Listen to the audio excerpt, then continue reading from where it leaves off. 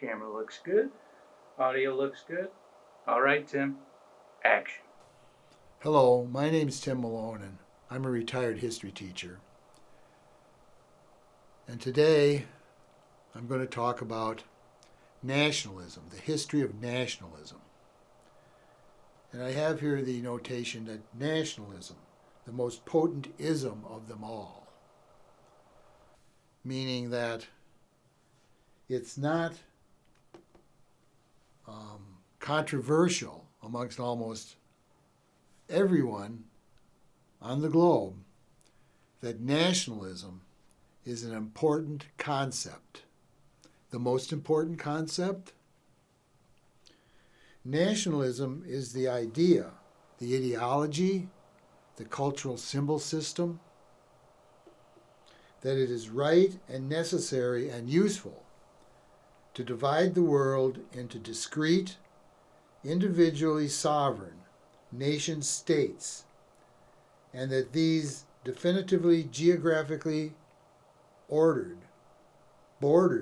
states are rightfully the ultimate arbiters of the destinies of the human beings who reside within them. Nationalism posits that a human being's ultimately loyalty must be to the nation in which they reside. And that's pretty much accepted around the world. The world, except for Antarctica, perhaps a place like Greenland, is divided into nation states. Virtually every square mile of the nation is supposedly contained within these entities, geographically bordered, governed by a central government, nation states.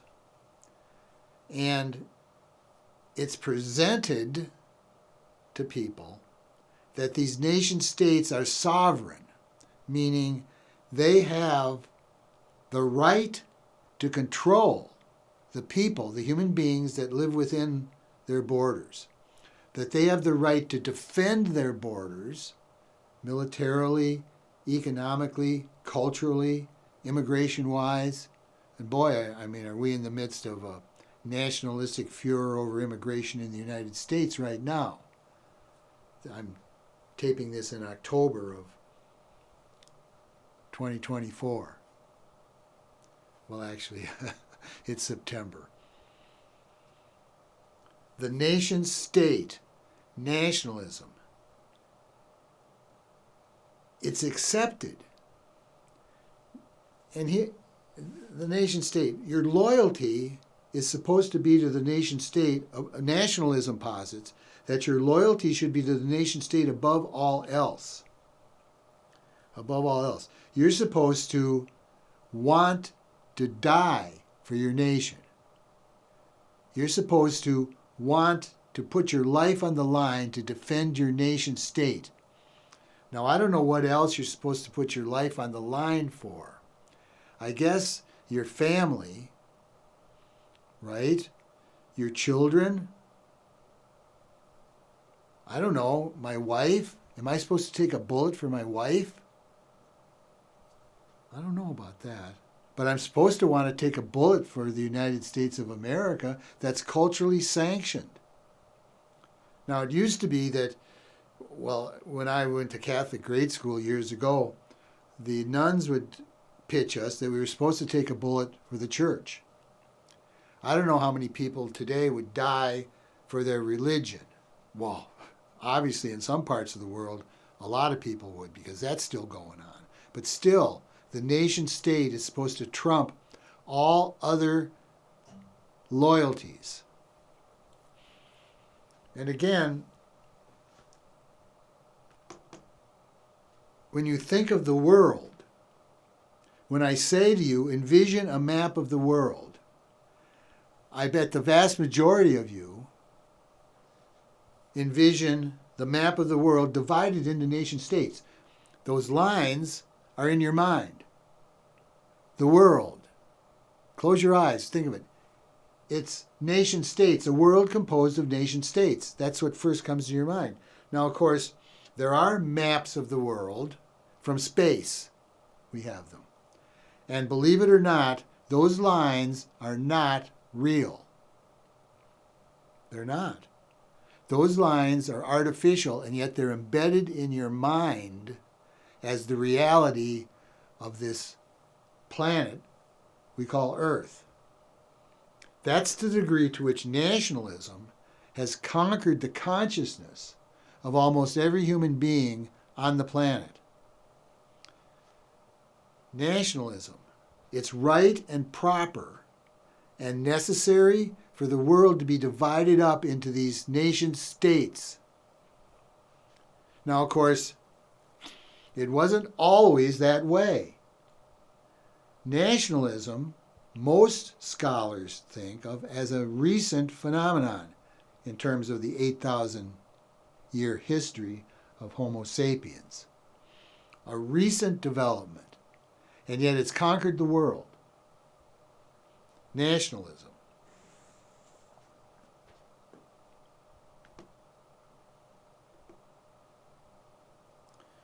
From the perspective of today, nationalism and nation states appear to be a permanent and natural, if problematic, feature of world society. Yet nationalism is a relatively recent historical phenomenon, tied to the development of international capitalism and the industrialization of the last 250 years.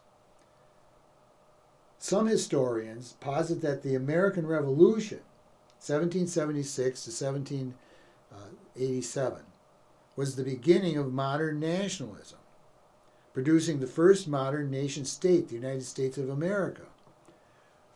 We were the first modern nation, the United States, after we break away from England. That some historians think that. The development of an American nationalism is usually cited by historians as one of the causes of the American Revolution.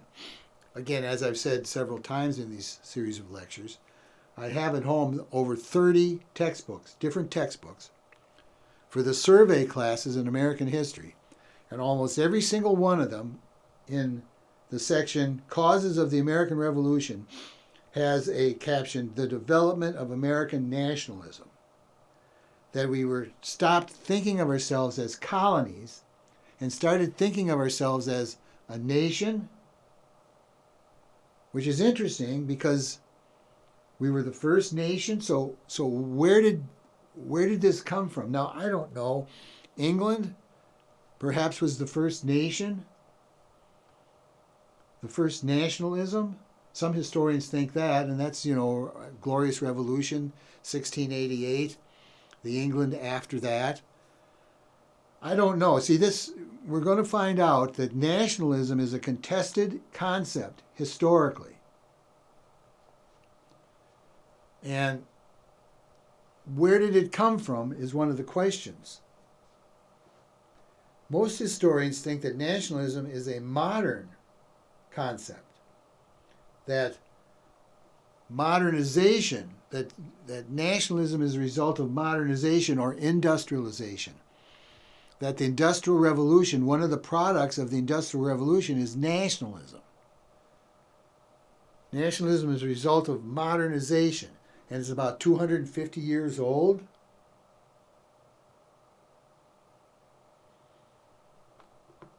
The Industrial Revolution caused nationalism, technological development.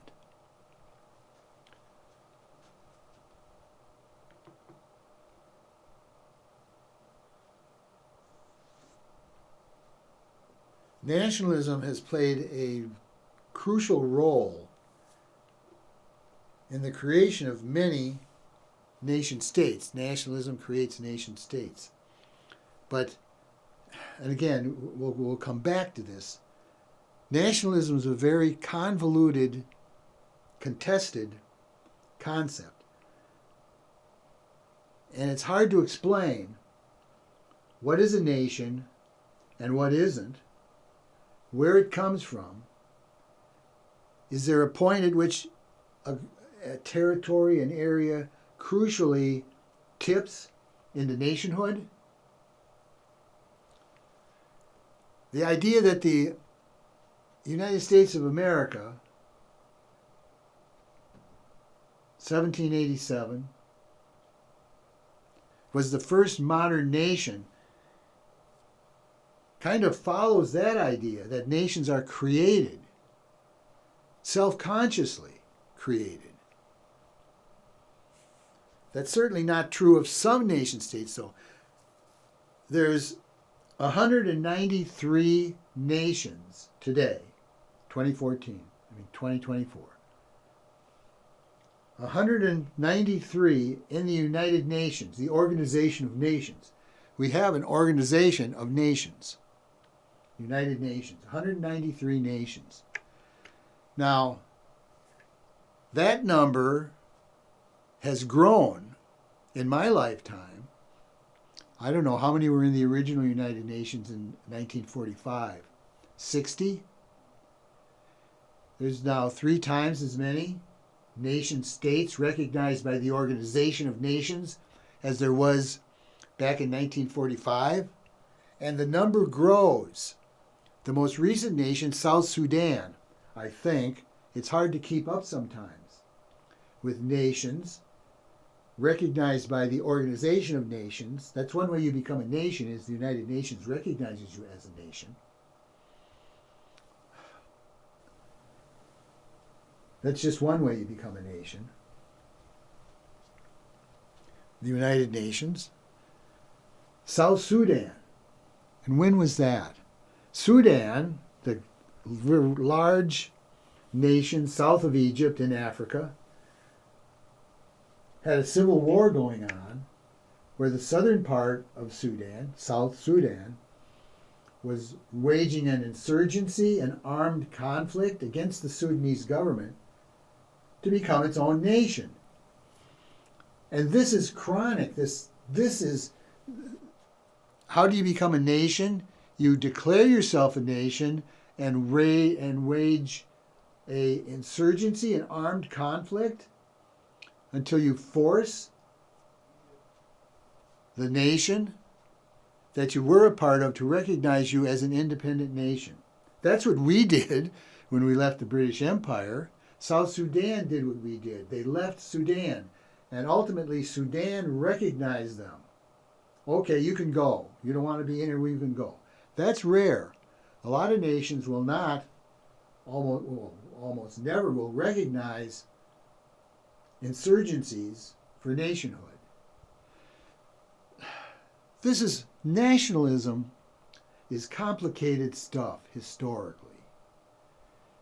And considering its importance, considering the fact that you're expected to die for your nation willingly, you're supposed to go out there and charge the machine guns, and you get shot and you're bleeding out on the battlefield, and you're supposed to have a smile on your face, right?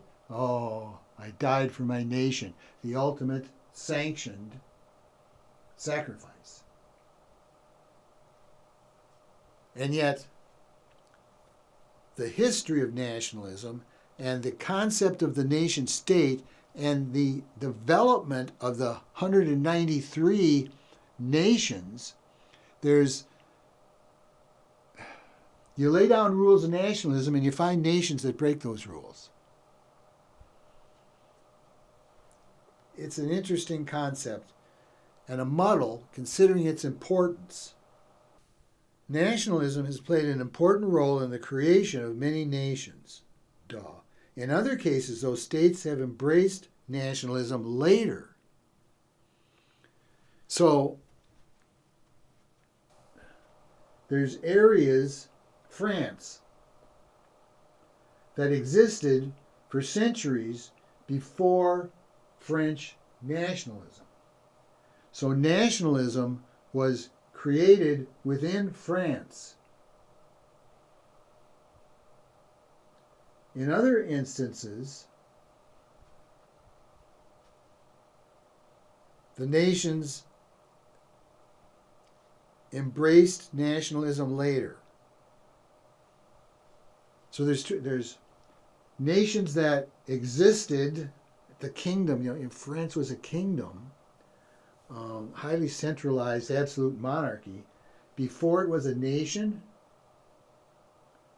And French nationalism arose through the Revolution, starting in 1789. French nationalism was created internally out of an already pre-existing political entity. Now, in the instance of Germany and Italy, for example, in the 19th century, those nations were created self-consciously by Germans who wanted the various German states. I mean, before Napoleon, there were hundreds of them. After Napoleon, there were 24 German states. And within, there were intellectuals and public opinion leaders and journalists and novelists who created and promoted the idea of German nationalism. There should be one Germany, not 24 Germanys, one Germany. It was done on purpose. These men wanted a united Germany, and they created German nationalism to bring about that end. Same thing in Italy, which was divided up into various states for centuries. Italians self-consciously said, we've got to create an Italian nationalism so we can unite the Italian people in one nation. That happens. So Karl Marx made a distinction between historic nations and non-historic nations. Nations created from within and those created by others. Historic nations like France are created from within. Germany, Italy. Then there are non-historic nations according to Marx. Historic nations, usually ethnic, linguistic, France for the French, Germany for the Germans, Poland for the Polish. Created from within, and then there are those nations that are created by others. And you say, want examples of that? Almost all of Africa. Those nations in Africa were created by colonial powers that then left, and these entities, these territories of empires, became nations. And that's very problematic because in several of these African nations, groups were thrown together into the nation that were mutually hostile for centuries. Rwanda, the Hutus and the Tutsis, thrown into the same state by the Belgians when they left, the colonial masters. What a morass, nationalism.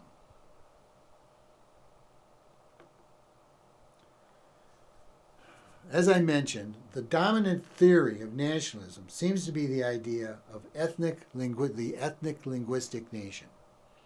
France for the French, Germany for the Germans, Kurdistan for the Kurds. Whoops. Oh. The Kurds, right? They're not much in the news lately. Several years ago when we were heavily engaged in Iraq, the Kurds were much in the news. The Kurds right now are the largest ethnic linguistic group of people in the world that don't have their own nation state. There's 35 million Kurds, northern Iraq, southeastern Turkey, northwestern Iran, northeastern Syria, the Kurds, divided between 4 nations. Most Kurds live in Turkey, and the Turks and the Kurds, historically, as you might imagine, haven't gotten along. And yet, they're in the same nation, and there's trouble. Now, Kurdistan, right? Northern Iraq, de facto, the Kurds are a de facto unrecognized nation in northern Iraq. So someday there'll be a Kurdistan in the United Nations, but not now. The largest ethnic linguistic group in the world without its own nation state, the Kurds. So this this whole nationalistic thing and nationalism continues to this day. In fact, in some senses, as I said at the beginning, the most important ism of them all, the most profound ism of them all, nationalism. And yet, as we've shown here so far in this lecture, it's hard to get a grip on what's a nation and what isn't a nation, to define a nation. Because you can always, if you do it, you define it, and then you can point, well, what about Canada? Multilingual. What about Belgium? Multilingual nations. And of course, there's talk of, there's been an independence movement for the French speakers in Canada for years. It's kind of gone quiet here in the last 10 or 20 years. But I'm sure there's still Quebecois who think they should have their own nation in the United Nations. There's talk of Belgium splitting into the Flemish speakers and the French speakers. That doesn't even talk about some of the republics that formed when the Soviet Union fell apart, multilingual, multi-ethnic, the residue of imperialism.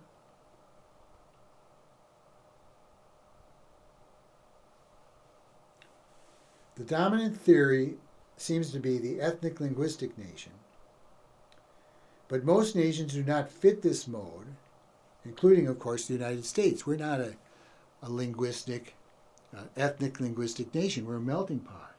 Oh, and is that ever in the news these days in the United States of America? Who's an American? But when the nation was founded in 1787, if you want to think of it as the adaptation of the Constitution, 1783, the Treaty of Paris. When it was founded, it was multi-ethnic and multi-religious, and to a certain extent multilingual. And that struggle about what it means to be an American continues to this day. Of course, tinged with racism in our history.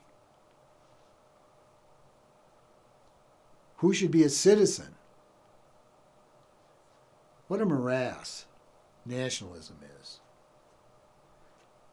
And I guess, there's good nationalism and bad nationalism. I mean, is that some way? I mean, it's pretty simplistic, pretty, grade school kind of stuff. Well, there's good nationalism, but then there's bad nationalism. Oh, that explains it, right?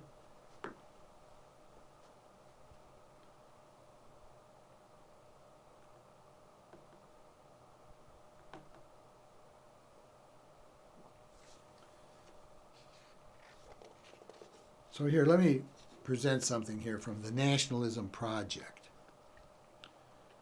There are 4 core debates which permeate the study of nations and nationalism. First among these is the question of how to define the terms nation and nationalism. Yeah. Second, scholars argue about when nations first appeared. Academics have suggested a variety of time frames, including but not limited to the following. What? Hardcore nationalists argue that nations are a timeless phenomenon. When men climbed out of the primordial slime, they immediately set about creating nations. So the Roman Empire was a nation? No, empires aren't nations. There's a problem with this. Nations, but your hardcore nationalists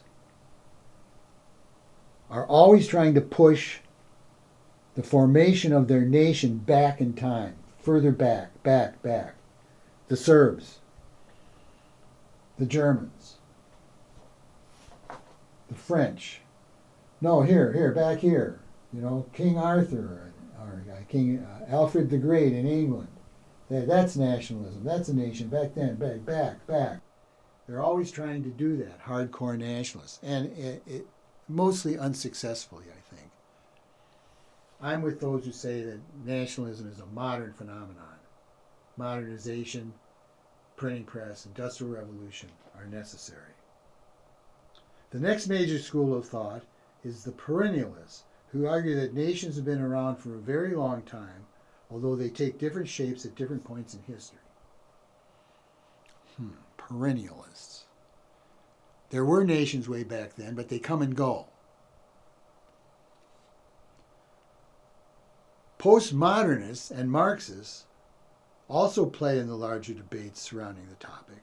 The modernization school is perhaps the most prevalent scholarly argument at the moment, and that's where I am, the modernist. These scholars see nations as entirely modern and constructed, and some of them constructed on purpose.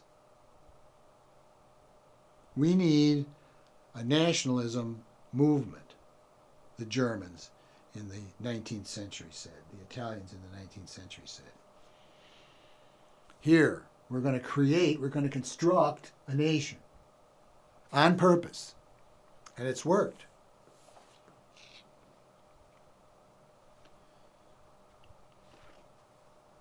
Now, of course, again, we go back to this other point I made earlier, that those would be historic nations.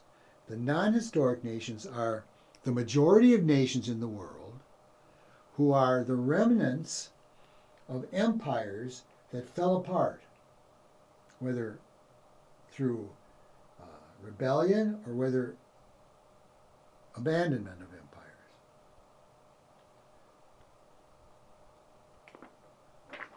Now those nations, like the Congo in Africa, those, the Belgians leave and boom, there's Congo. And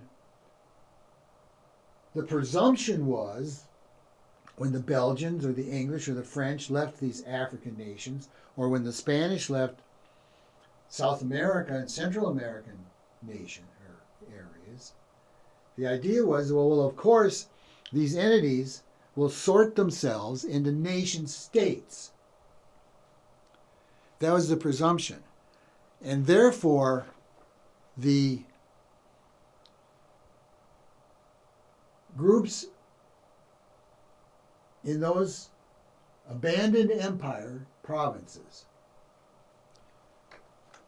who wanted to be that area to become a bona fide nation state would attempt to construct, like Germany and Italy did, import nationalism. To import a nationalistic spirit to unite this, in a lot of instances, in most instances, disparate ex-imperial province. To import a sense of nationalism to unite the peoples in this abandoned imperial province. Boy, look at Sudan. Ruled by the British, abandoned by the British. Sudan existed for, over 100 years and fell apart. I'm sure that in Sudan there were Sudan nationalists who tried to import nationalism to Sudan. It failed. South Sudan is now an independent state. Oh, and this is a chronic problem in the modern world. Chronic. Again, let's talk about the Kurds, right? Who want their own Kurdistan. It should not be surprising that the third major debate centers on how nations and nationalism developed.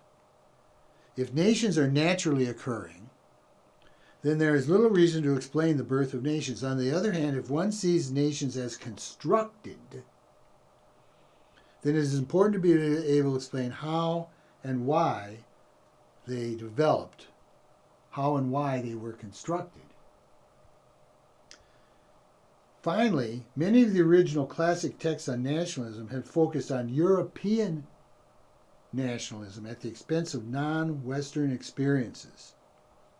Again, we've talked about this so far in this lecture. There's a tendency of the ethnic, linguistic, European model to dominate our concepts of what a nation is and how it should be developed, and what areas should be nations and what areas should not be nations.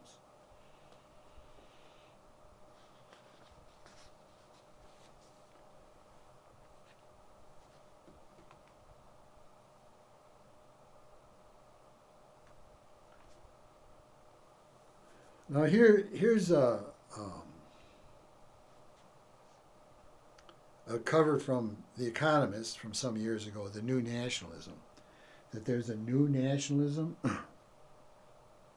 and they have here Donald Trump is a new nationalist. That since World War II, there's been a globalist effort in the United States, free trade, NATO, the UN, these supranational, that's what some call them, entities that, and you know, this makes sense to me, right? That you can't see these lines on the map from space.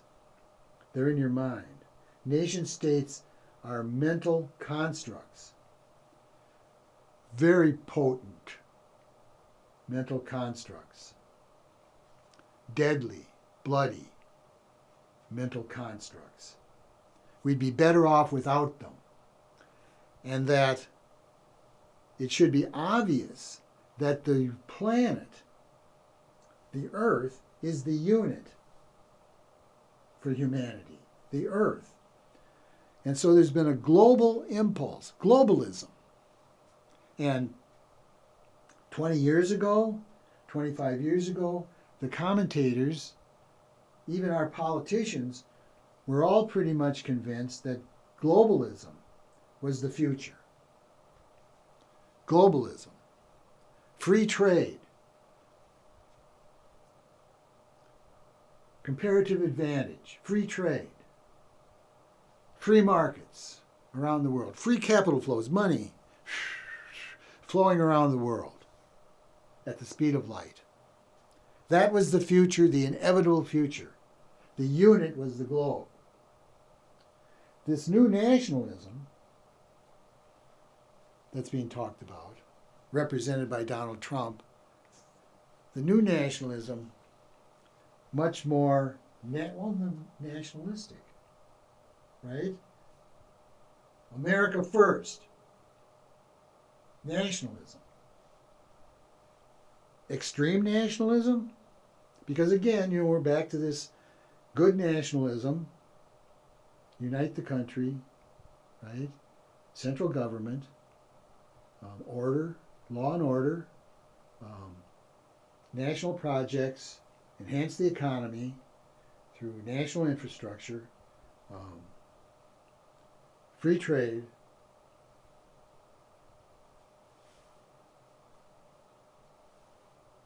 is making a comeback.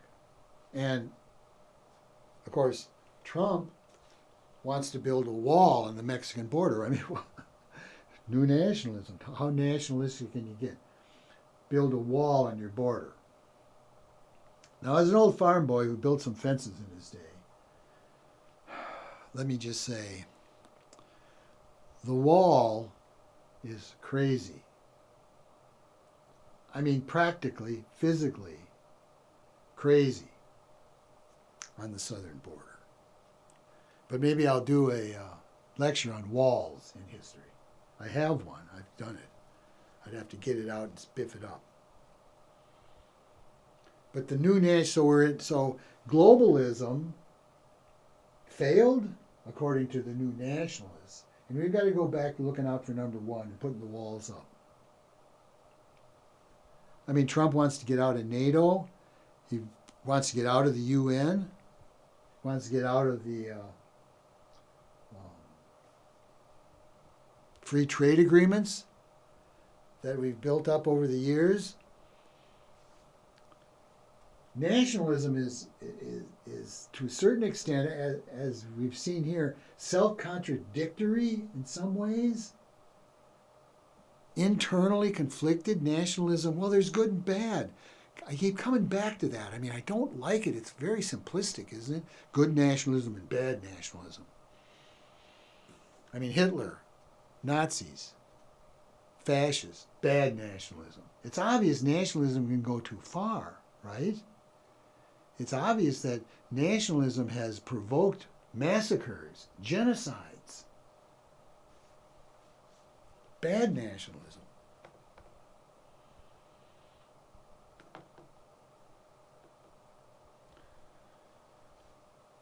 Now, it occurred to me that when I talk about nationalism, one of perhaps in American history, perhaps the best way to illustrate the pitfalls, the reality of nationalism in the United States is to talk about the concept of nation building. Nation building. Because of the idea of American exceptionalism, which I'll do a lecture on at some point. American exceptionalism. The United States of America as a nation has always thought of itself as the shining city on a hill, the best nation, the best type of government, the best economy, the best polity. And so therefore, we've had a tendency in our history, a recurring tendency, to want to tell other parts of the world how to be a nation. Nation building. Now, for my generation, the preeminent example of that was Vietnam. The Vietnam War was an exercise in nation building where the United States, most powerful country in the world at the time, still is, with an unbelievable ability to project military power thousands of miles from its shore. The United States would, in effect, tell other regions, other countries, other wannabe countries, how to be a country. Nation building. It's a compulsion, the nation building compulsion, I think you could say. And what happened in Vietnam was that the United States decided to rescue this artificial, post-colonial, post-French colony, this thing created at Geneva, Switzerland, in a peace treaty after the French were kicked out of Vietnam. This entity called South Vietnam. We were going to make it a nation, a viable nation. Nation building. It's a compulsion for the United States. And we were going to export American nationalism, or the model of American nationalism, to South Vietnam. And if they'd just be smart enough to follow our example, they could create their own viable nationalism and be a successful nation state, a member of the UN, South Vietnam. 58,000 Americans died, some 300,000 were wounded, and many other thousands were PTSD'd. My generation. For what? For this idea that we could export American nationalism and create a similar Vietnamese nationalism, South Vietnamese nationalism, right? Because there was a North Vietnam, they were commies. And it turned out that the commie North was better at creating a concept of Vietnamese nationalism than we were able to do in South Vietnam. And if you look at the map today, there's no South Vietnam. Our nation-building effort in Vietnam failed spectacularly, in my opinion, and at great cost to this country. That was an effort, the Vietnam War was a nationalistic war. And the American effort to create, to nation build, failed. Now, we haven't always failed, the United States, in our nation-building efforts. Look at South Korea. It's obvious that we were trying to do in South Vietnam what we'd done in South Korea. South Korea was an American nation-building effort that succeeded. I guess, yes. I mean, I think you have to say that, despite the fact that the Korean War is still technically on along the DMZ that splits the Korean Peninsula. And again, why was South Korean nationalism a success and South Vietnamese nationalism a failure? But let's come up even more recently. The United States, not learning the lessons of Vietnam, attempted nation building after 9/11, after the terrorist attacks. We invaded Afghanistan and then we invaded Iraq. We took those countries over, at least in terms of occupying the capitals, getting rid of the governments we didn't like, and attempting to create nationalistic governments that we liked. Again, American nation building, Afghanistan and Iraq. And the question, is, could the United States create a viable pro-United States Afghan nationalism? That's what we were there for. Could the United States create a pro-American nationalism in Iraq? Nation building. The idea that you can create, if you press the right buttons, if you occupy the right territory, if you get the right people in your puppet government, and I understand puppet government, but that's what they were. That you could put a puppet government in and then press the right buttons and morph that into a nationalistic Afghan government or a nationalistic Iraqi government. I mean, I think, and maybe it's too early to tell, I don't think so, we're out of Afghanistan. I just read the other day that, there's 8,000 American troops still in Iraq. There's not much publicity about that. Occasionally, I think it's been several years since an American has been killed in Iraq. But I think both of those efforts failed. More failure of nation building. The United States idea that American nationalism, or the structure of American nationalism, can be exported. And with a little touch of military effort, a little touch. Vietnam. Boy, we bombed the hell out of Vietnam. Couldn't save South Vietnam. We bombed the hell out of parts of Afghanistan and Iraq and could not create nation states to our liking in either instance. How do you build a nation? Again, South Korea, you'd say, well, there's a success. I don't know what else. We tried to nation build in Cuba and brought on Fidel Castro. That one goes in the L column. I don't know, but then they say, look at Japan and Germany after World War II, particularly Japan. Success, American nation building. But in both instances, Japan and Germany, those regimes that we defeated in the war, those imperialistic, fascist regimes that we defeated in Japan and Germany, were bad nationalism. Again, we're back to that.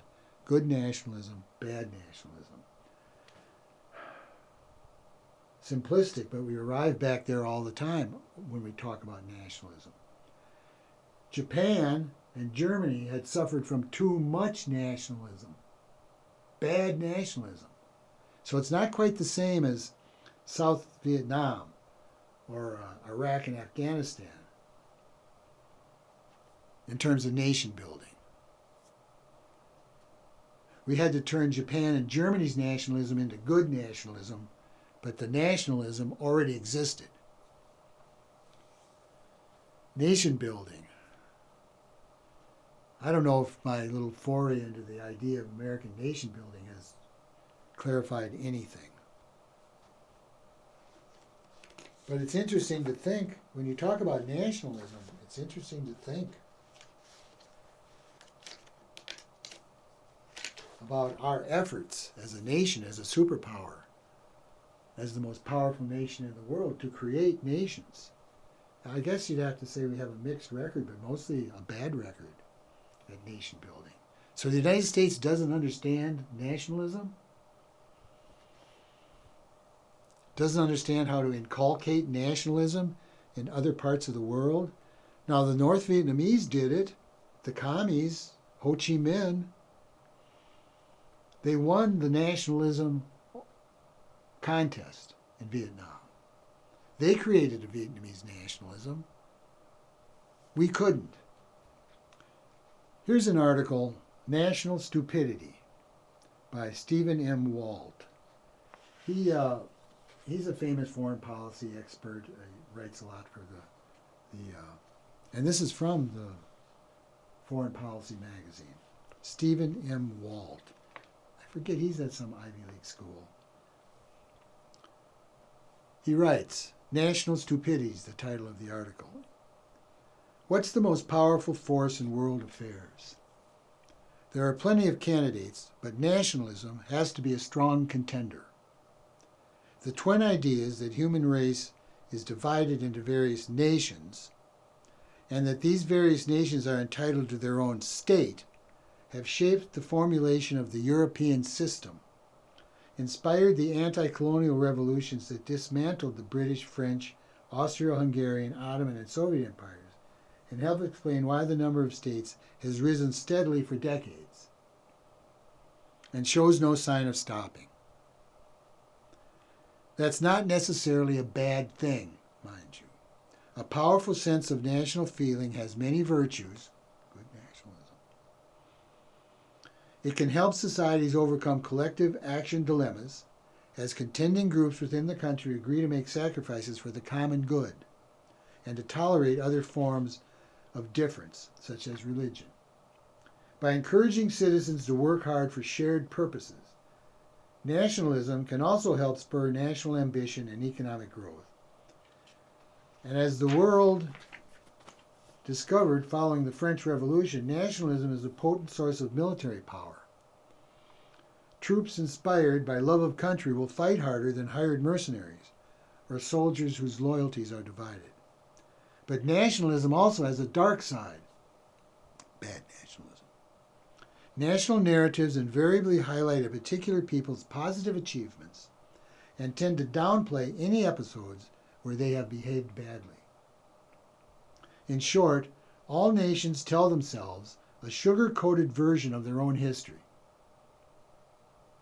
Or as the late political scientist Karl W. Deutsch mordauntly observed, a nation is a group of people united by a mistaken view about the past and a hatred of their neighbors. This feature tends to blind every nation to the views of others and makes it difficult for them to understand why the same event can be seen so differently, sometimes with good reason. It's no surprise, for example, that the Americans label the Iranian hostage crisis is known to Iranians as the conquest of the American spy den. By whitewashing their own past, nations forget why others might have reasons to be suspicious of them. And this collective amnesia makes them more likely to see an adversary's present behavior in the worst possible light. Most Americans have long forgotten about our various predations in Latin America, for example, but Mexicans, Guatemalans, Nicaraguans, and others have not. Nationalism can also make it harder to resolve existing conflicts, especially when competing national narratives create contending claims to the same territory. Finally, extreme nationalism fuels overconfidence, like that we can build nations around the world. National ideologies tend to portray the nation as both different from others and in some ways superior. Indeed, national pride depends on convincing citizens that it is better to be Turkish, French, Japanese, Thai, Irish, Egyptian, Russian, etc., than to be anything else. Americans are no strangers to this sort of thinking. Just look at all the ink that's been spilled proclaiming American exceptionalism. From there, it is but a short step to the conclusion that others are in some sense inferior, and they may be easy to defeat on the battlefield. In short, nationalism has many virtues. It can also be a profound source of national stupidity. At worst, unchecked nationalism has a way of leading countries to do things that leave them worse off than they would otherwise. In extreme cases, such as Nazi Germany or Imperial Japan, virulent hyper-nationalist belief helped pave them to the road to national disaster, along with the suffering and deaths of millions along the way. Some have argued that globalization and the emergence of post-national structures such as the European Union mean that these dangers are a thing of the past, or that now that 1 billion people are on Facebook, that tribalism is dead. Hardly. Just consider the following examples. Then he gives some examples of modern day nationalism gone amok. National stupidity. Watch out, beware of stupid nationalism.